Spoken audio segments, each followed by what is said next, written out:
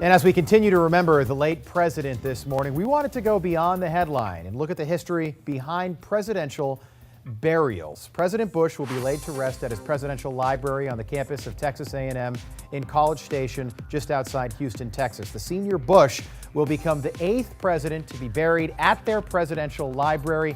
That list also includes Presidents Reagan, Nixon, LBJ, Ford, Truman, Eisenhower, and Hoover. But the 39 American presidents who have passed away already are really spread out throughout the entire country. Take a look at this map right here. Most of the presidents are concentrated in the Northeast. We've got 2 in California, Ronald Reagan and Richard Nixon, and we've got 2 in Texas, LBJ, and now President George H.W. Bush. Surprisingly, only 2 former presidents are buried at Arlington National Cemetery. President Taft and most famously President Kennedy by the eternal flame right there. He was buried there in 1963. But there is no single site where former American presidents are buried. More than 24 are buried in family plots at their homes or in their hometowns where they're buried. George Washington famously is buried at Mount Vernon, just outside Washington, D.C. The tradition of presidents being buried at their libraries really started more recently over the course of the last 50 years. The body